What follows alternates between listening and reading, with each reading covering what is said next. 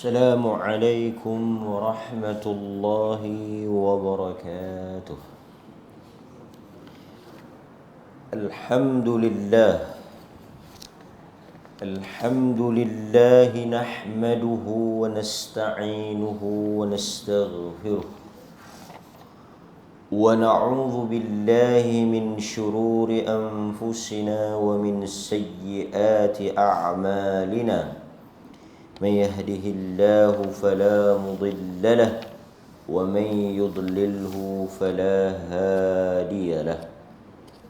أشهد أن لا إله إلا الله وحده لا شريك له وأشهد أن محمدا عبده ورسوله.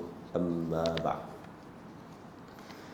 Muslimin muslimat yang dirahmati oleh Allah Azza wa Jalla, pertama kita bersyukur kepada Allah kerana dengan izinnya kita dapat pada hari ini dan pada pagi yang penuh diberkati oleh Allah Subhanahu wa taala untuk sama-sama kita menyambung pengajian, huraian dan juga faedah-faedah yang dapat dipetik daripada hadis-hadis Nabi sallallahu alaihi wasallam, khususnya yang berkaitan dengan adab ataupun akhlak yang merupakan antara tujuan utama dihantarnya baginda Nabi sallallahu alaihi wasallam. Innama bu'ithtu liutammima makarimal akhlaq atau kama qala, sesungguhnya aku diutuskan, dibangkitkan, bu'ithtu, dihantar untuk menyempurnakan akhlak yang baik. Mudah-mudahan tuan-tuan, ilmu seiring dengan amal dan tampak di dalam perbuatan dan perkataan harian kita. Hadis yang telah kita bincang pada kuliah yang lepas, hadis yang menyentuh berhubung dengan bagaimana Allah Azza wa Jal mencintai orang-orang yang menziarahi atau melakukan suatu perjalanan yang jauh untuk bertemu dengan saudaranya semata-mata kerana Allah Subhanahu wa taala. Dalam kuliah yang lepas kita membaca satu hadis yang mana Rasulullah sallallahu alaihi wasallam menceritakan tentang seorang lelaki yang telah bermusafir, keluar daripada kampung dan rumah dia, meninggalkan rumah dan kampungnya untuk menziarahi, melawat saudaranya di suatu tempat yang ba'id, jauh daripada kawasannya. Dia menghabiskan tenaga, wang, masa untuk semata-mata mendekatkan atau merapatkan ukhuwah di antara mereka. Lalu Allah Azza wa Jal menghantar satu malaikat bertemu dengan lelaki tersebut, menunggu dan menanti dia di tengah-tengah jalan yang akan dilalui oleh lelaki tersebut. Dipendekkan dan ringkaskan hadis ini, kita dah baca pada kuliah yang lepas. Malaikat itu bertanya, adakah engkau mempunyai tujuan yang lain daripada tujuan yang kau ingin ziarah sahabat engkau ni? Dalam hadis itu kata, adakah untuk keuntungan ataupun habuan dunia yang kau ingin perolehi? Mungkin nak pergi pinjam duit ke, nak pergi ambil apa ke, nak boleh apa ke kawan tu nak bagi ke, ataupun ada apa-apa manfaat yang boleh kau tumpang, yang kau dapatkan daripada lelaki tersebut. Kata dia, tak, aku menziarahi dan menuju untuk bertemu dengannya semata-mata kerana Allah Subhanahu wa taala. Lalu apa yang berlaku?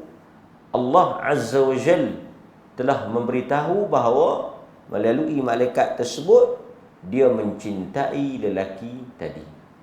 Lalu orang yang mencintai saudaranya kerana Allah, dia akan meraih atau memperolehi cinta daripada Allah. Dan apabila Allah mencintai kita, dalam hadis yang lain disebut bahawa hadis yang terkenal apabila Allah Subhanahu wa taala menceritakan tentang wali dia, waliullah, wali Allah.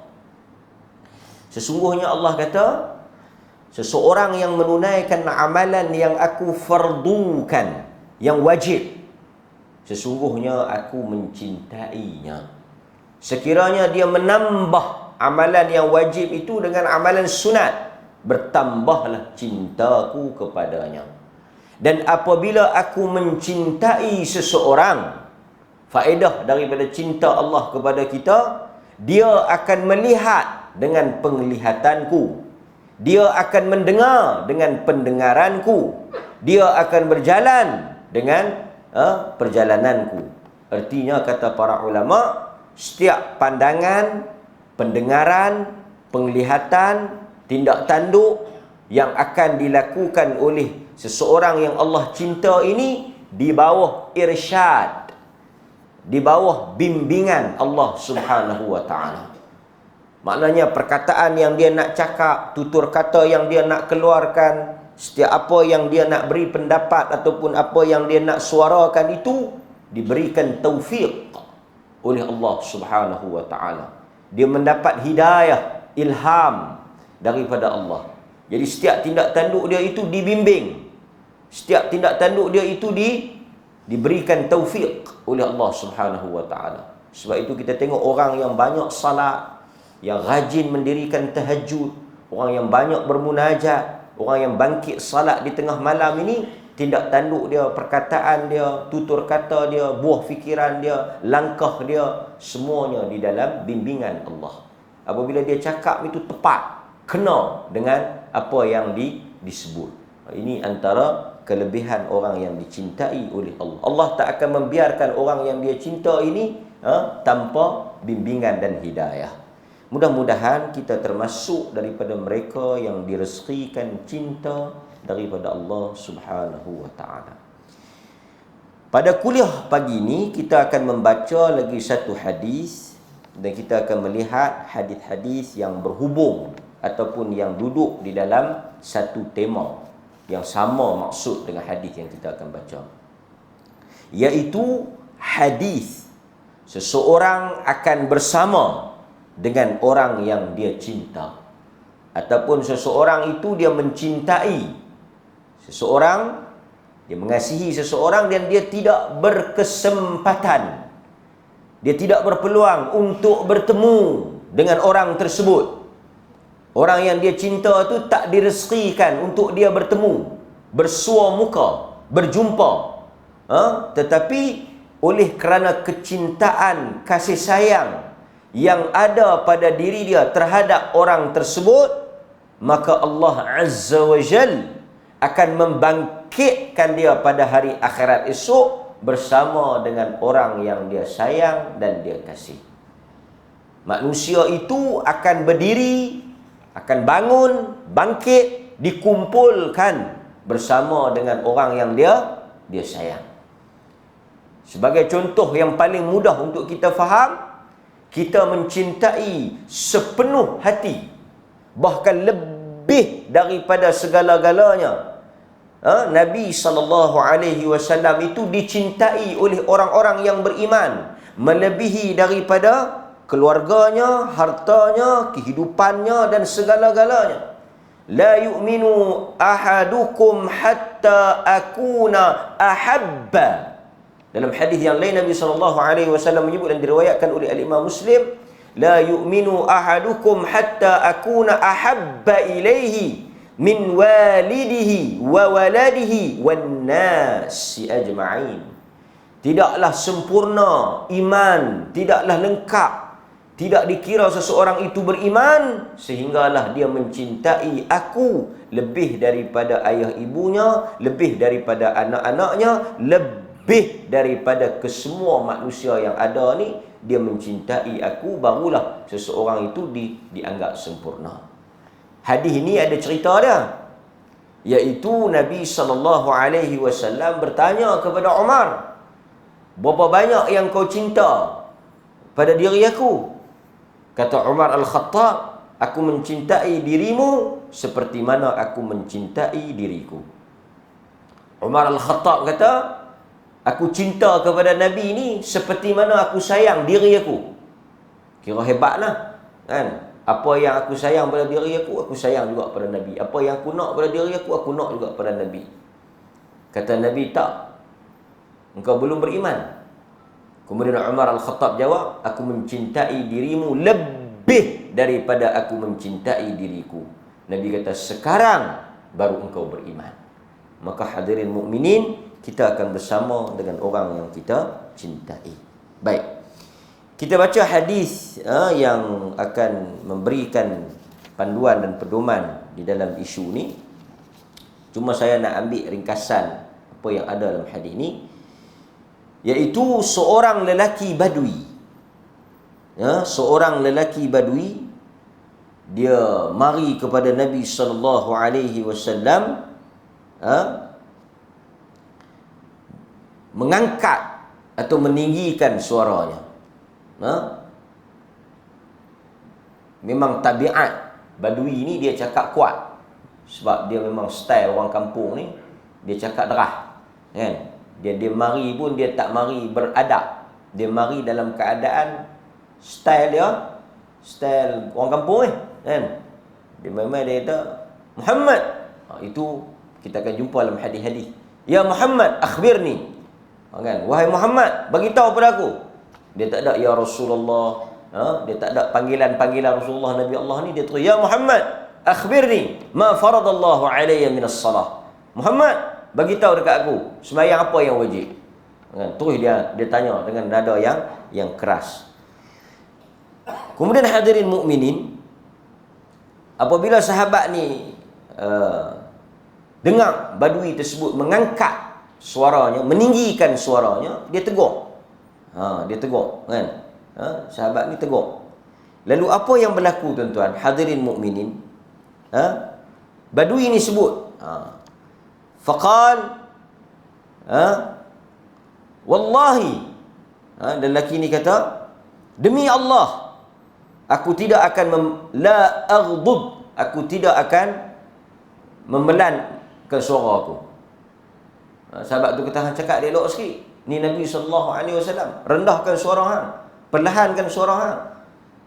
Dia kata, tak, ini memang style aku bercakap. Aku cakap kuat macam ni.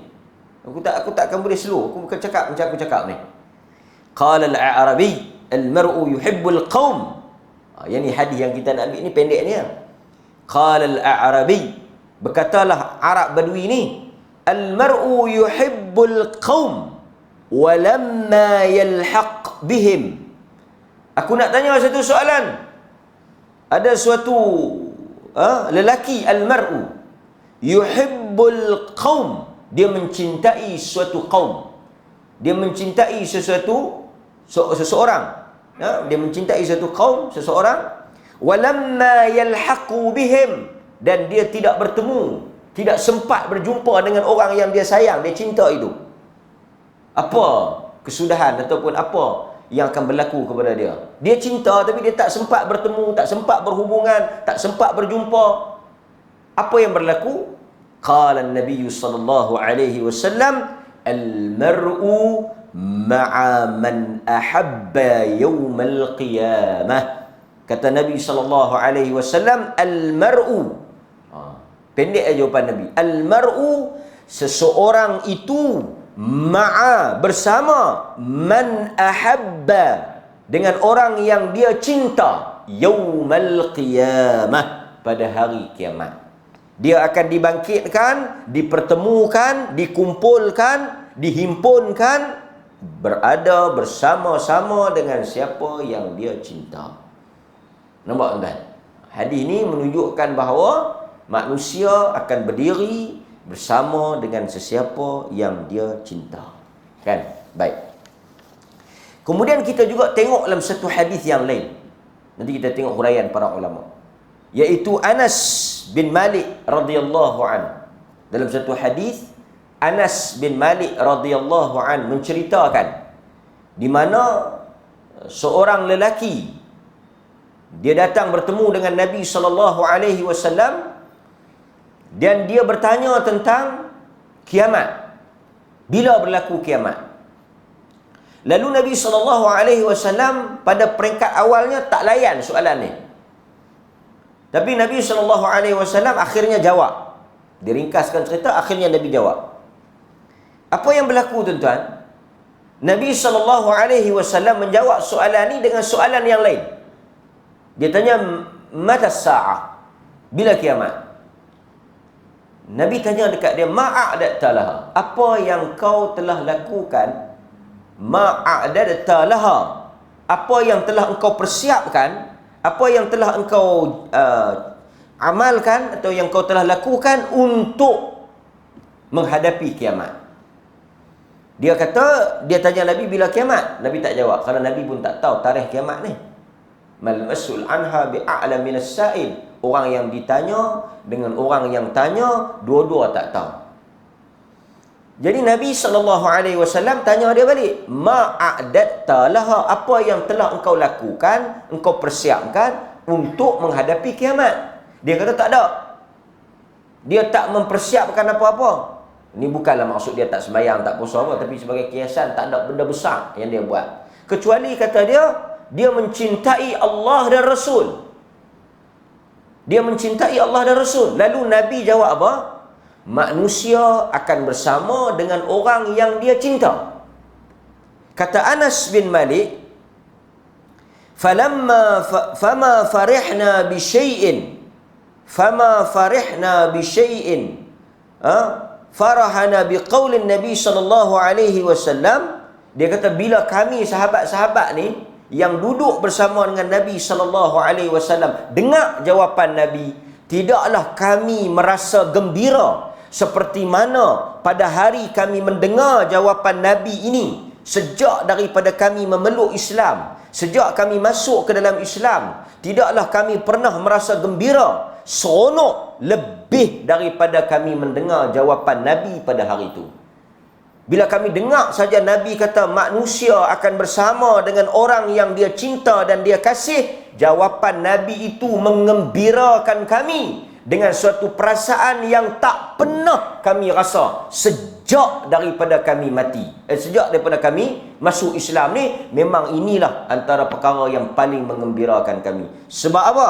Kerana kata Anas bin Malik, dia kata dalam hadis tu, dia kata sesungguhnya aku mencintai Abu Bakar, tetapi amalan aku tak hebat macam Abu Bakar. Aku mencintai Umar, tapi amalan aku tidak sehebat Umar. Dia sebut satu persatu. Dia kata aku mencintai Nabi SAW dan aku mengharapkan dengan kecintaan aku ini menyebabkan aku dapat berkumpul bersama-sama dengan mereka.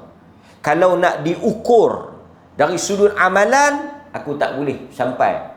Dari sudut amalan ni aku tak sama dengan mereka. Memang tak boleh duduk sekali dengan mereka. Tapi kalau kerana cinta menyebabkan boleh hidup sekali, boleh berkumpul bersama, aku dapat. Kalau melalui jalan cinta, sebab Nabi dah janji dah, siapa yang cinta seseorang, dia akan bersama dengan kawan tu. Jadi aku cinta Nabi, aku cinta Abu Bakar, aku cinta Umar. Dan Nabi janji, ma'aman ahbabta, dengan siapa yang engkau cinta, maka aku akan sama dengan dia. Kalau nak bergantung kepada amalan, aku tak sampai. Tapi kalau cinta, aku dapat. Sebab itu dia seronok. Sebab itu kata dia, aku seronok dengan apa yang Nabi biqaulin Nabi sallallahu alaihi wasallam, anta ma'a man ahbabta. Engkau bersama dengan orang yang engkau cinta. Kan dalam hadis yang diriwayatkan oleh Imam Muslim. Tadi yang kita baca tadi yang diriwayatkan oleh Imam Al-Bukhari. Kata Al-Hafidh Ibn Hajar Al-Asqalani rahimahullah, maksud dia akan dikumpulkan bersama orang yang dia cinta. Maksudnya apa dia? Kata Ibnu Hajar, jika kita mencintai Nabi, mencintai para sahabat, mencintai orang-orang saleh, kita akan dikumpulkan bersama dengan mereka yang kita cinta. Maksudnya kita menjadi sebahagian daripada kumpulan tersebut. Kita akan menjadi sebahagian daripada kumpulan tersebut. Nampak? Maksudnya kita akan duduk bersama dengan Nabi, para sahabat, para syuhada, para salihin, ikut siapa yang kita cinta. Itu antara apa yang disebut oleh Ibn Hajar Al-Asqalani rahimahullahu ta'ala. Berikutnya, kalau kita tengok di dalam huraian para ulama juga, mereka menyebut tentang firman Allah di dalam surah Ali Imran yang selalu kita dengar, surah Ali Imran ayat 31. Qul in kuntum tuhibbunallaha fattabi'uni yuhibbukumullah wa yaghfir lakum dzunubakum wallahu ghafurur rahim.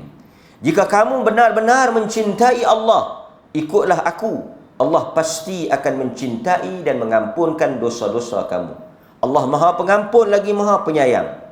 Nampak? Allah menyebut dia dan Nabi SAW. Syarat dia apa? Jika kamu mencintai Allah, ikutlah aku. Dan sesiapa yang dicintai oleh Allah akan dicintai oleh seluruh makhluk, dan dia akan bersama dengan siapa yang dia cinta. Itu apa yang disebut di dalam hadis ni. Kemudian tuan-tuan, dalam hadis yang lain juga Nabi SAW menyebut, "Thalathun man kunna fihi wajada halawatal iman." Sesungguhnya seseorang itu akan mendapat kemanisan iman apabila dia mendapati di dalam dirinya ada 3 perkara.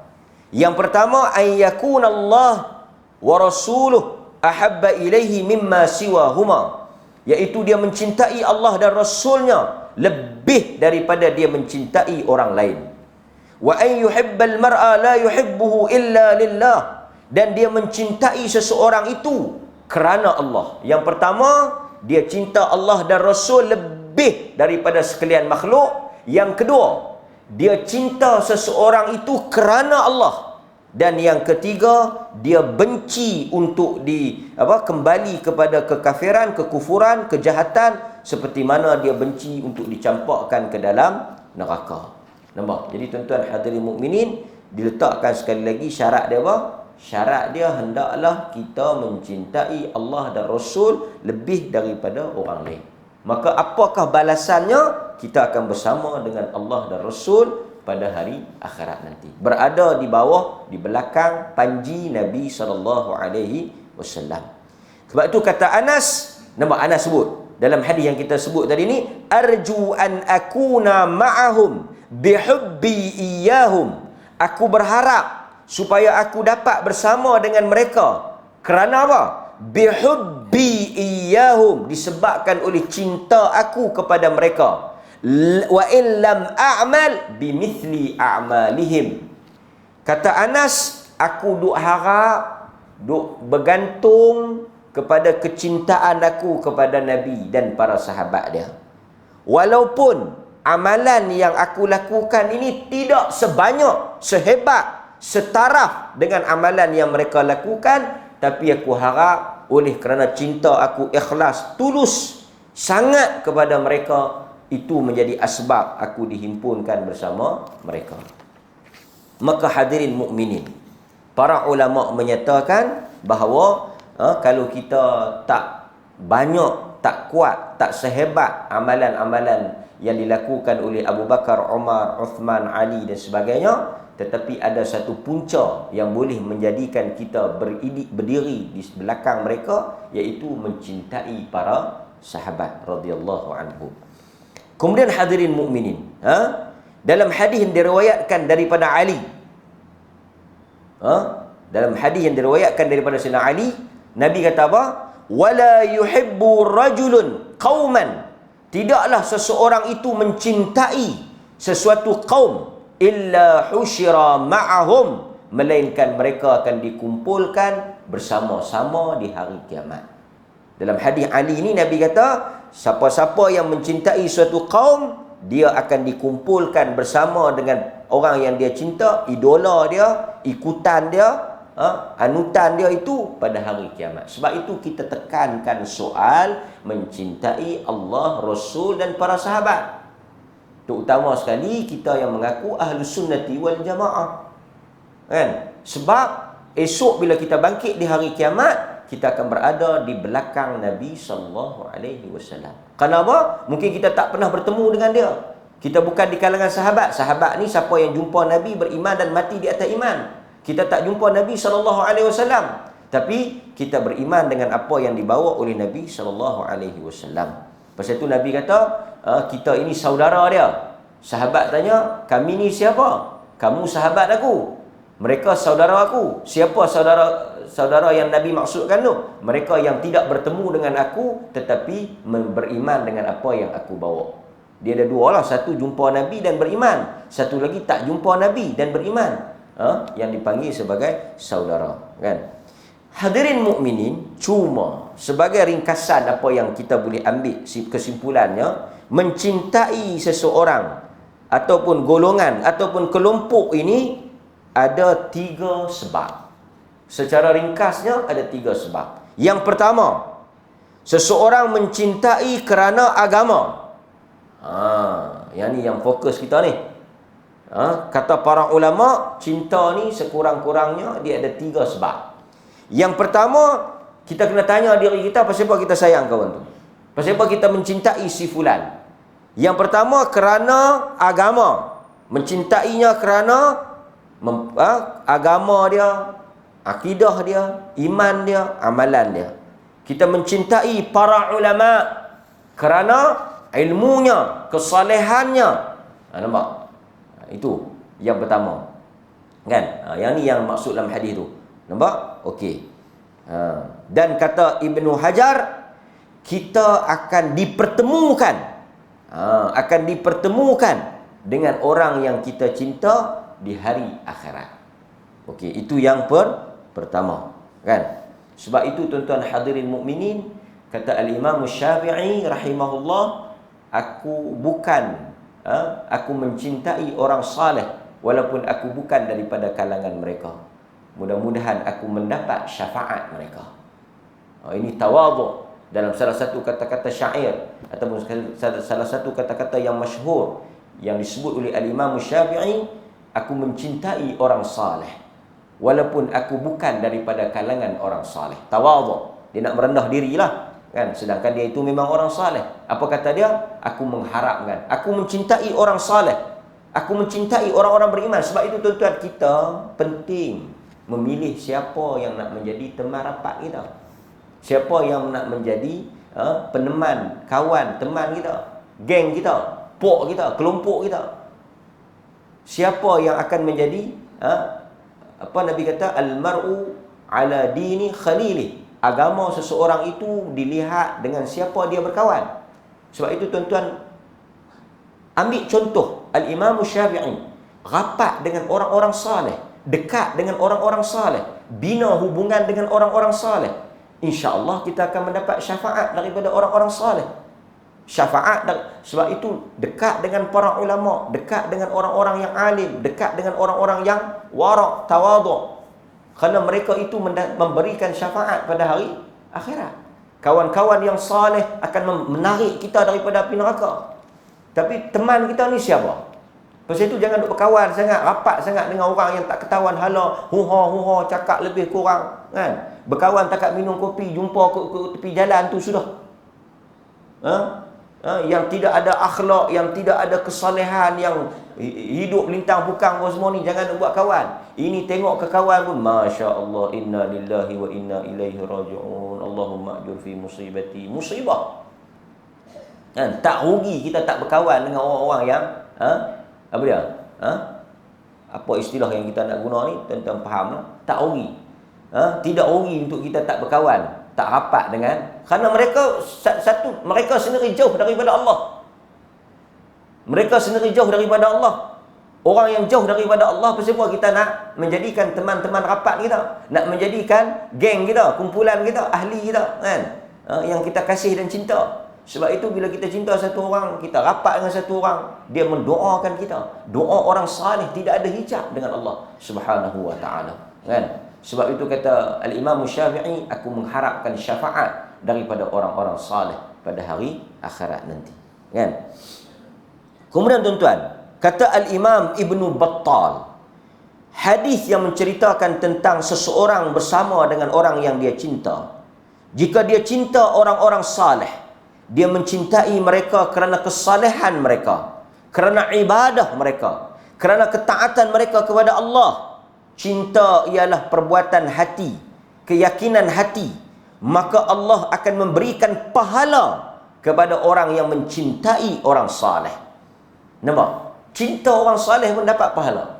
Orang yang saleh betul lah, kan? Orang yang betul-betul taat, dekat dengan Allah, orang yang baik, orang yang wara', kita dapat pahala. Mencintai orang saleh. Hadirin mukminin, apabila kita mencintai orang saleh, adalah dia punya bukti dia. Nanti dulu, bukan setakat cinta ni. Maka kata para ulama, apabila seseorang itu mencintai orang saleh, hendaklah dia membuktikan kecintaannya melalui perkataan dan perbuatan orang yang dia cinta. Saya bagi tuan-tuan mudah faham macam ni ya. Anak-anak kita, apabila dia suka pada sesuatu, dia suka tengok kartun. Dia ada kartun favourite. Sekali saya pergi yang ekstrim sikit.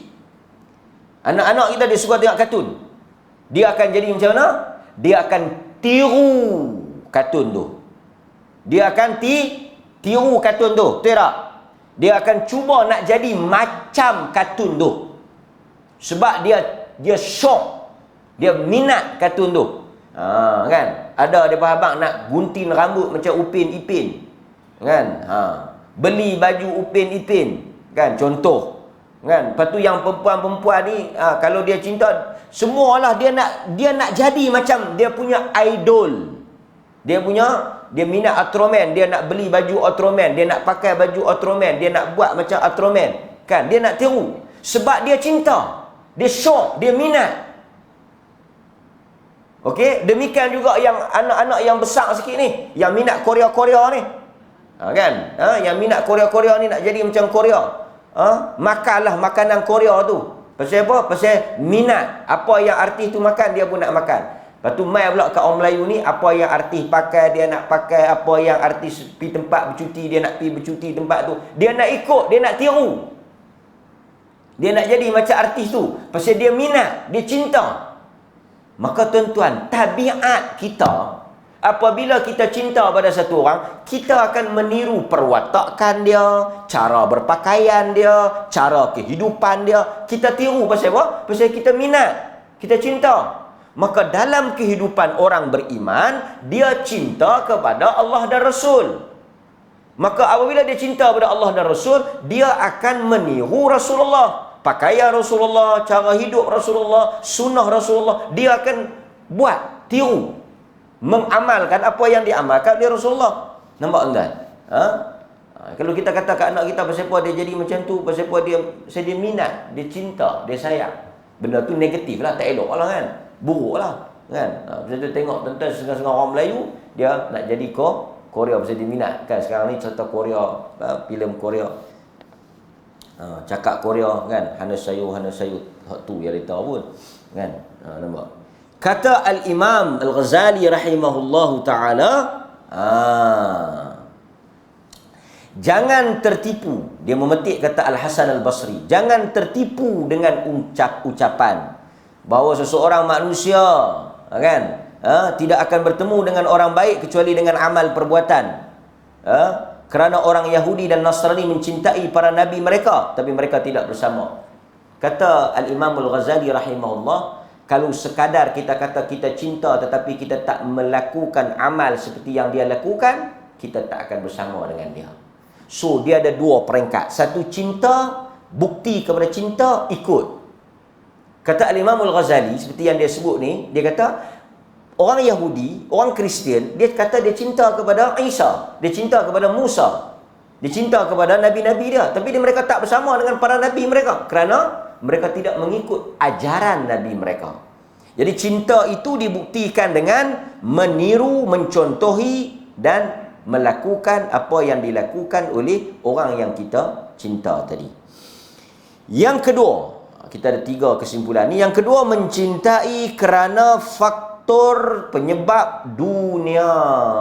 Yang ni cinta kerana dunia, kan? Cinta kerana dunia.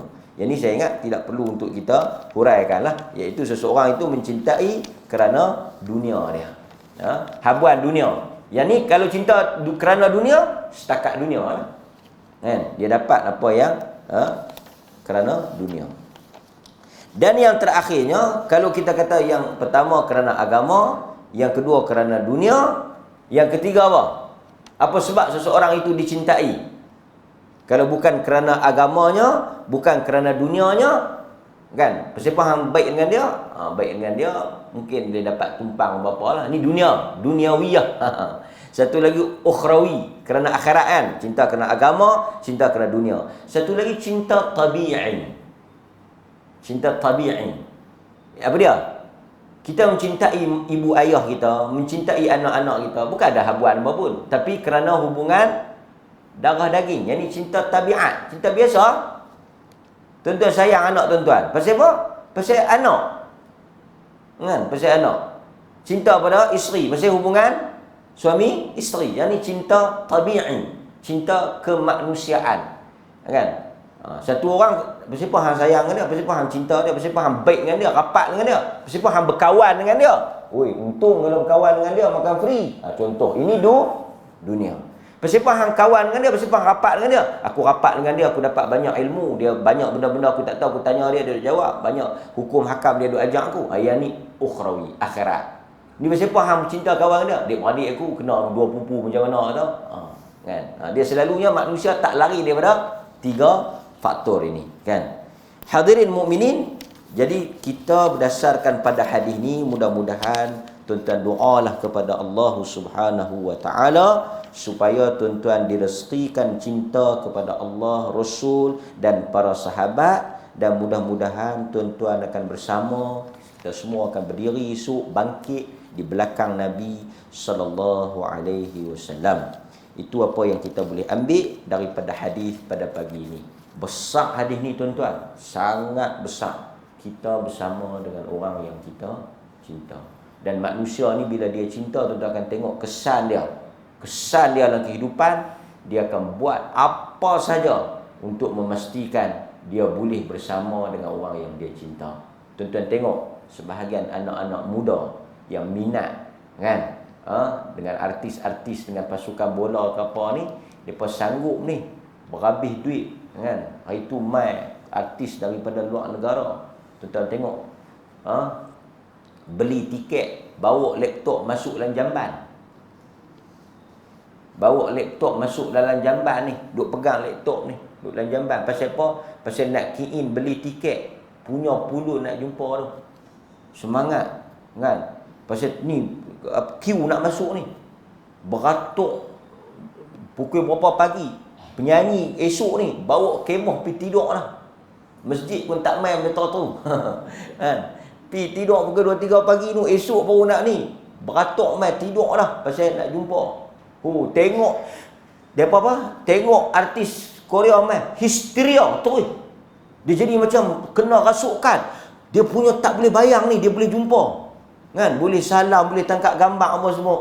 Dia jadi gila semacam. Pasal terlalu obses, terlalu cinta, kan?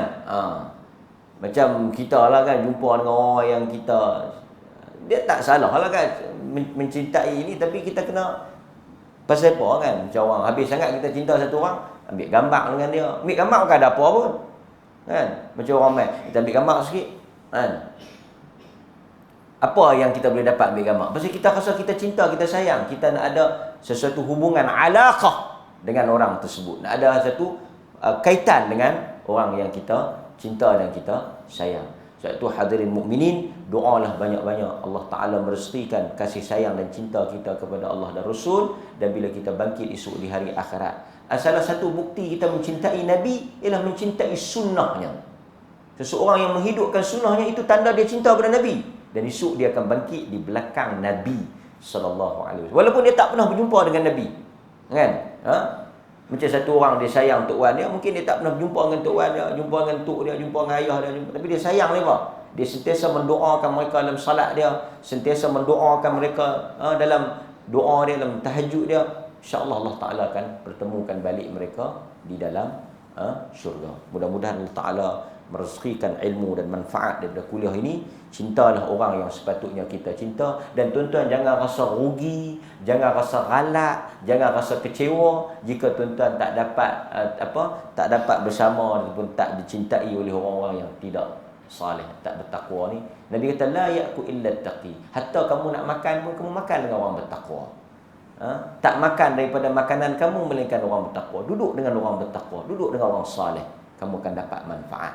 Setiap perkataan yang keluar daripada mulut orang saleh, nasihat, hikmah, kamu akan mendapat hidayah daripada Allah. Kadang-kadang menjadi asbab kita nak berubah ni orang yang saleh.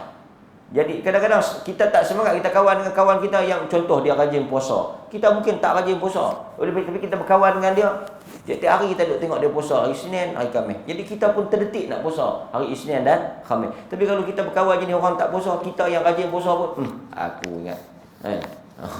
Dengan kita pun dia jadi, mudah-mudahan Allah Subhanahu wa taala merezekikan kita ilmu yang bermanfaat, amalan yang diterima dan hidayah pada kehidupan kita. Aqulu ma sami'tum astaghfirullahal azim li wa lakum wa billahi taufiq wal hidayah. Assalamualaikum warahmatullahi wabarakatuh.